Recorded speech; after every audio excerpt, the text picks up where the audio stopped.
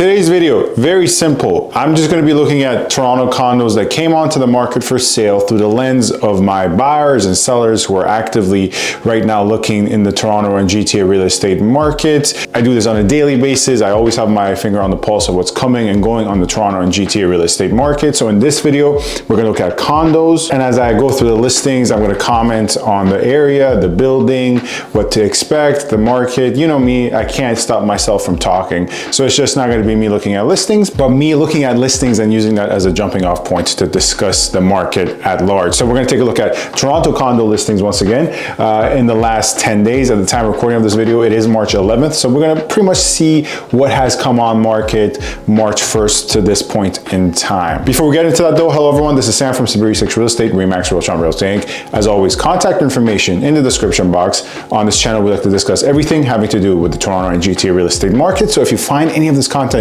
enjoyable or informative, subscribe, comment, rate, and review, or get in touch with me with any buying or selling inquiries. Many of my clients have come from YouTube and my other social media platforms, which you can also find within the link tree in the description. So anyways, enough of that though. Let's start viewing some listings. Let's see what's on market right now.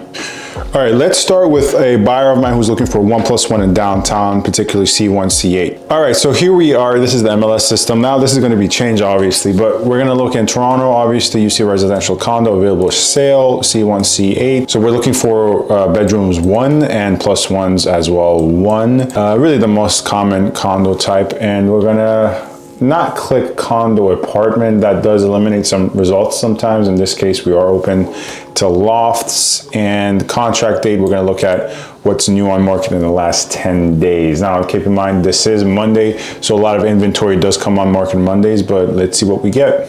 So all in all, we have about 120 results. Let's see if anyone is suitable. Now off the bat, let's reduce it by price. This client of mine has a max budget of 700,000, but we're gonna go upwards of 735, assuming some room to negotiate down prices.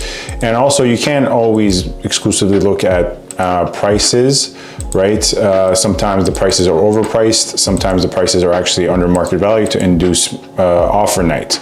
So prices are a good place to start, but you know, if a client of mine has a budget of, let's say 700, there have been cases where I've looked at units that are priced around 750, 760, because simply the unit is extremely overpriced and should, in a fair and balanced market, go in my client's budget.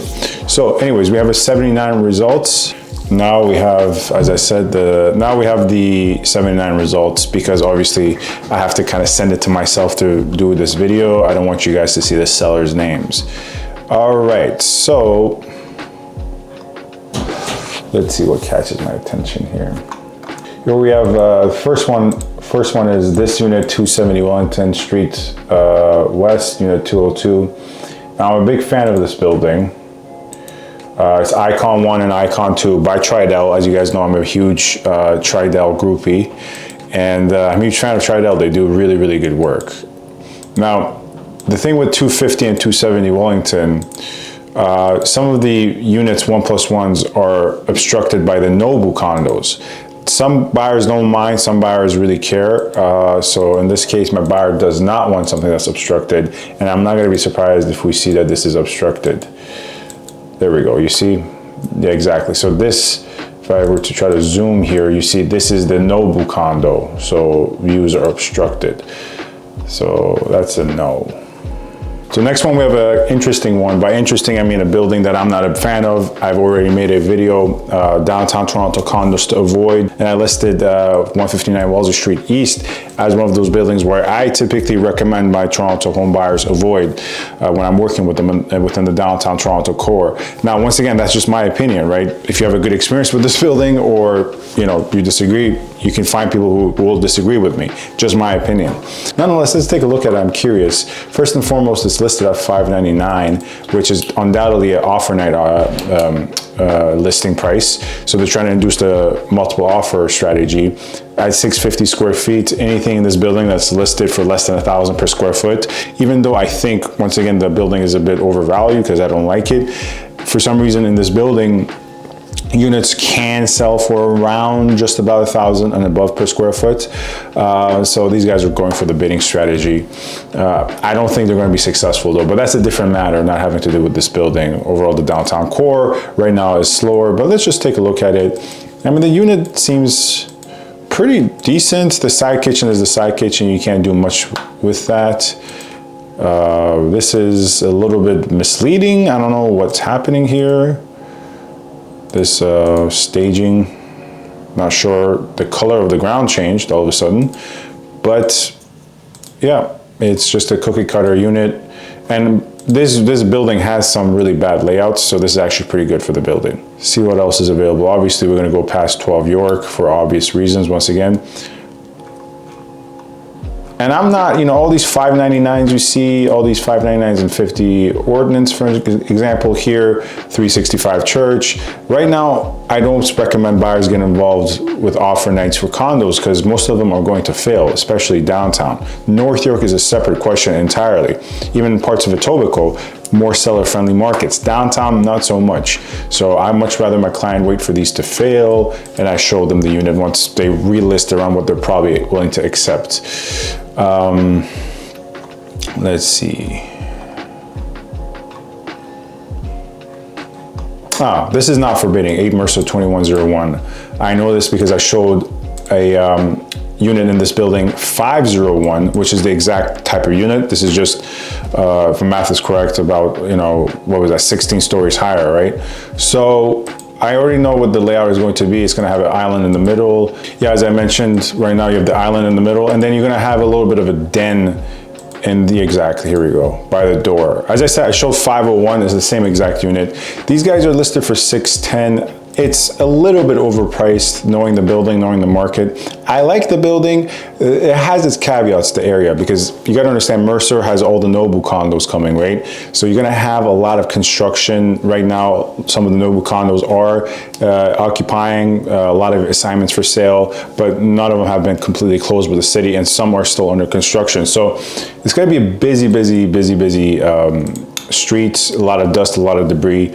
8 Mercer, I think, is superior to the Nobu condos, right? The new ones. However, I must add that I think the Icon 1, Icon 2, 250, 270 Wellington, which is literally on the other side, right, are better than 8 Mercer. 8 Mercer is still a very serviceable, very good building. The maintenance for the age is actually pretty decent. So 610,000 for this unit. Northern exposure, but the layout is actually quite functional, and they made good use of the space once again. But I will probably add this as a possible one to view.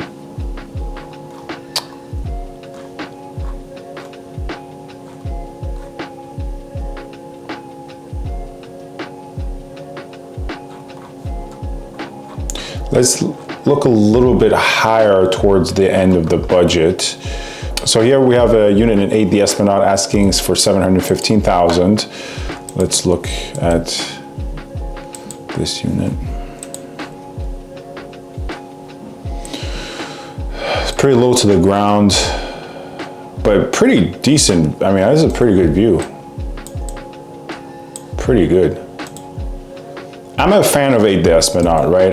It has its cons like any other building.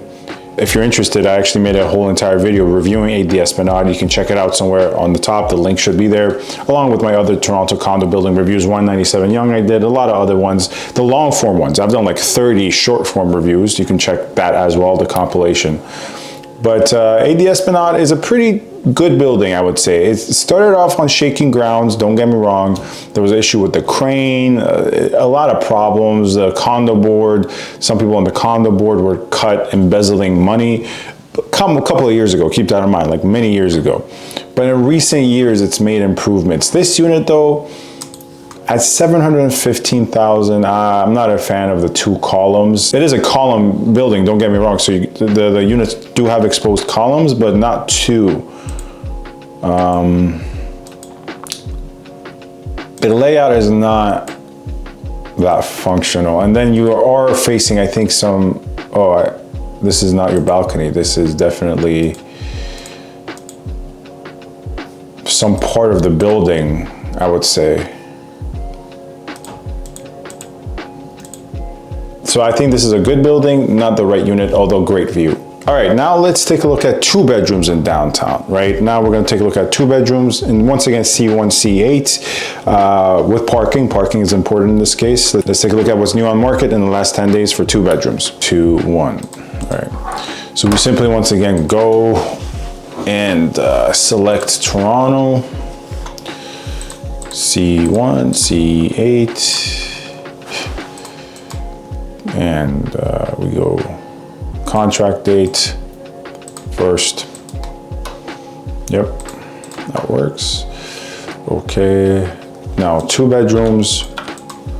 We want parking in this case. Parking is non-negotiable. So we put 1, 1. And what else? We want a condo apartment. Our budget is upwards of 950, 1, 2, 3. And we want something that is not too old. So we're all willing to go upwards of 15 years, right? So new to middle-aged. Oops, I just realized I accidentally put C9. That's wrong. We gotta put C8. All right, here we have the list. Now, off the bat, the first unit in the first building, 36 Lisgar. Hypothetically, in a hypothetical world, if I were to make a video hypothetically telling you Toronto condo buildings to avoid, and hypothetically there was a Toronto condo building that got very upset at me calling it one of the worst Toronto condo buildings, it would have hypothetically could have in a possible world been this building that could have hypothetically as a result also threatened a lawsuit against me because I was not a fan of the building's quality. But that's always all hypothetical. So let's move on. 38 Anuzi is a very, very underrated building. I've actually purchased 2 units in this building. I'm a big fan. I think it's, at first glance, if you judge a book by its cover, it seems one of those City Place condos, Liberty Village condos that's very party heavy, not really end user friendly. And don't get me wrong, this is not like the definition of an end user building, but it's relatively quiet for where it's located and much better than most Liberty Village condos. I would say much better than most City Place condos. And yeah, this is 2 bedroom, once again, $599. The bedroom here, as we see, I wouldn't be surprised to see if it's one of those in the middle. And yep, here we have, it's in the middle, but at least that's only the 2nd bedroom. Most people are, let's be honest, going to use this as an office, as a den or something. But we have the primary. Let's take a look at the primary here. And where's the primary? Yep, this is it. All right, now it seems as if it's looking onto the trains or the highway. Yeah, it's looking onto the Gardner. So I wouldn't necessarily, I mean, I'm still don't recommend this unit because it's priced for offer night. But if it was not priced for offer night and we were going to see it, I would have probably still recommend against this one, unless my buyer really loves it. But I really do like the building. Let's see what else is available here that catches my attention. 27 Bathurst, right? So this one's not for offer night. 2 bedrooms, 2 washrooms. This is obviously by Minto. Is it by Minto? Yes, it's by Minto West Side. Sorry, I thought I would confuse it for a second with another Bathurst building. But yeah, peculiar layout. My client doesn't care about that, but resale value will be impacted. As always, these things really come down to seeing it in person because it's really hard to get a good grasp of it unless I have like the highest degree of intimate knowledge with the building. It's better to see this, but it's going to show smaller than it looks here, right? You can already pick up on the kind of peculiar layout. It's probably also in the corner because of the layout, I would have to say. It seems like a corner unit, which is good. Minto is a really good builder. I'm a big fan of Minto. One of my most recent purchases was also with regards to Minto. I actually have a listing coming out too with regards to a Minto building, not in downtown though. Minto is a really good builder. Good water views. You see the trains here. In this case, my buyer actually doesn't care about the trains, so it's pretty easy to work with in that case, right? Most buyers understandably don't like to be facing the trains, but in this case, it's not a big deal. 800,000, 2 bedrooms, 2 washrooms. Not bad. This one has potential. 30 Ordnance, another building that is a little bit actually under the radar. Now, it's not as good as 38 Inuzi. 2 bedrooms here, 2 washrooms, 809,000. Not for offer night, if I had to guess. Most definitely not. One of the really good upsides of 30 and 50 Ordnance, and once again, don't get me wrong, they have their downsides, right? It's a party building. The build quality is a bit mediocre. There's wear and tear already in the lobbies. It has its benefits, but it's definitely, I would say, C plus B minus building. Nonetheless, one of the really good upsides of these Ordnance buildings is the 2-bedroom layouts are actually quite nice. So I'm expecting this to be nice, because when I say it's nice is with the 2 bedrooms in 30 and 50 Ordnance, every time I've shown it, you see a bedroom on one side of the unit and another side. So that's actually kind of quite rare with newer buildings where the bedrooms have separation, right? They're on different sides of the floor plan. And the bedroom sizes are really good. So this is the den so far, the living. So this is obviously the living area so far. Small fridge to be expected, but here we can peek inside hopefully in a second to the bedroom. And here we have the primary bedroom, and this is pretty decent in size. This actually looks smaller than it would in person. This is actually the opposite. Usually it's a catfish where it looks bigger than it would in person, but I know these units very well. This is the primary. You can easily fit a queen here, right? And on the other side of the layout, you'll have the 2nd bedroom, which is this one. Smaller, still you have, average amount of closet space. This is the secondary, and for most new buildings, this will be the size of the primary. It's a pretty decent floor plan. You're probably gonna have construction here, as you see coming. And yes, they do have big balconies, the 30 and 50 Ordnance 2 bedrooms. And this is just some of the common areas. They're very amenity heavy, the buildings, right? A very impressive gym, very impressive amenities. Some people are not for that. In this case, my buyer actually prefers that. Anyways, that's it for today's video, guys. Just a cursory look at what's new on the market in the last 10 days. And let me know if you guys want me to do more of this, maybe a live stream perhaps. I've been thinking about potentially live streaming when I do research for clients and all that. So as always, this is Sam from SaberiSixRealEstate. Thank you very much for watching. Stay safe and stay tuned. Thank you.